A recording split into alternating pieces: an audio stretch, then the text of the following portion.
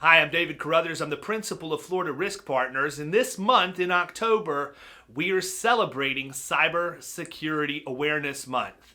Now, I understand that insurance is one of those things that no business owner ever wants to pay for, but they obviously want it when they need it. The problem is we don't spend as much time understanding what we have in between the time we buy the policy and the time we get to the next renewal.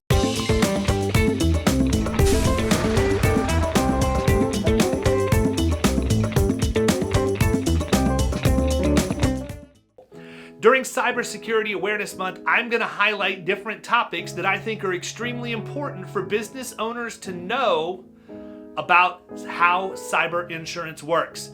The first thing I want to talk to you about as we go down this road is the type of policy form that you have.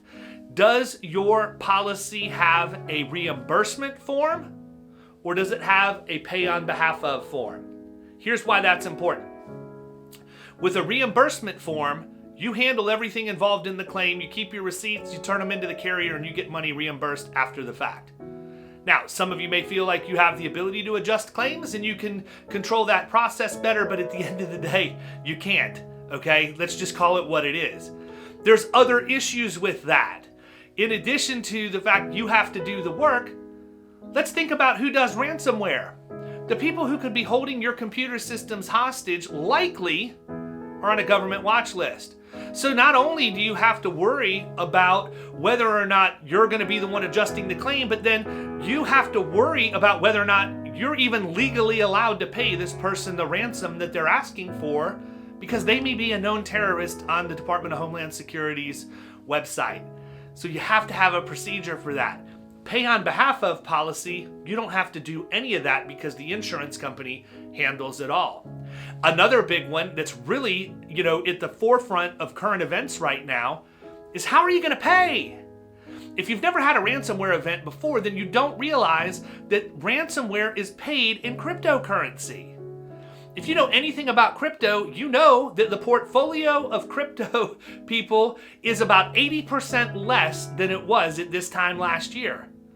So even if you did have the foresight to have a fund that was filled with Bitcoin, Ethereum, whatever, and you knew that you were holding that money in the event you would have ransomware, which I would pretty much bet none of you have done that, but let's just give the benefit of the doubt.